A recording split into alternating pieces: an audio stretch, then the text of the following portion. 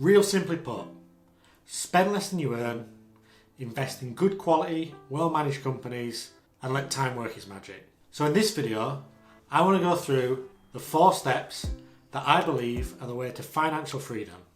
Let's not mess around, let's jump into step number 1. For me, it's about understanding where your money is going. So generally, people know how much they're going to get paid, how much is going to go into the bank each month basically.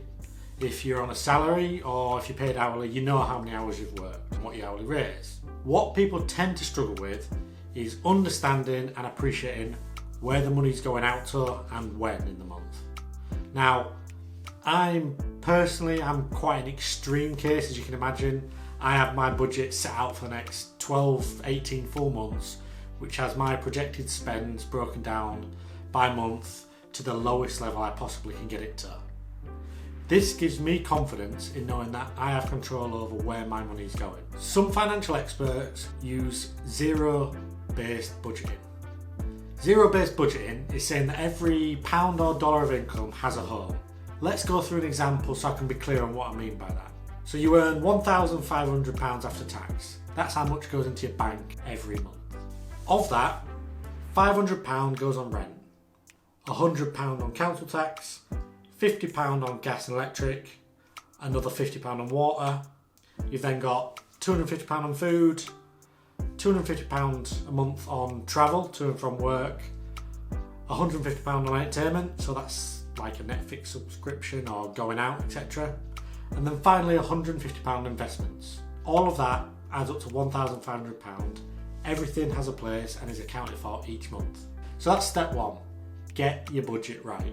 The next step, step 2, is then a side pot. You need to build that up for whatever the reason is. It may be you lose your job or you have a large expense that comes out of the blue. You still have those bills to pay, so you need something that covers that. My advice is to have 3 months worth of expenses built up and that's left for a rainy day. This is not to use to go out and buy the latest gadget, phone or designer clothes. It's there purely when something goes wrong. Some call it an emergency fund. This can be built up over a period using the money that you've set aside for investing in your budget. So that £150 each month that we spoke about.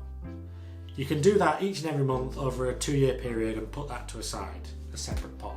So by this point, you know what you spend and have a buffer or an account that has some money aside for when something goes wrong, as things do go wrong when you least expect them to.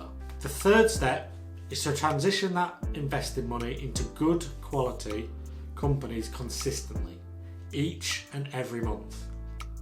You can try to get clever and time the market and try and work out when a company is on discount or low, but trust me, you will fail and you'll wish that you just dollar cost average from the beginning. I've mentioned it before, the simple way to do this is to buy an S&P 500 index tracker fund.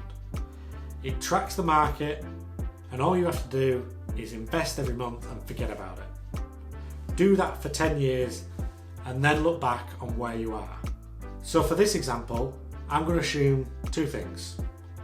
The first, you're a couple, so you can share the bills out between you and you can both contribute to investing. And 2, the average annual return you can get from the stock market is 10%. Now that might vary, it could be 8% some years, 12% other years, but just go with 10%. So for the monthly income, you both are earning £1,500, so bringing in £3,000 in total. Your bills are going to be higher than that £1,350 mentioned. That's because you'll want a nicer place, as well as to go on some more holidays and eat out a few times a month. So let's assume your bills are another £650 for the month. That rounds up and totals a nice £2,000. That leaves you with £1,000 which you can invest. So using that zero-sum budgeting, let's assume every month you invest £1,000 for 10 years. You buy shares and invest £120,000 after those 10 years.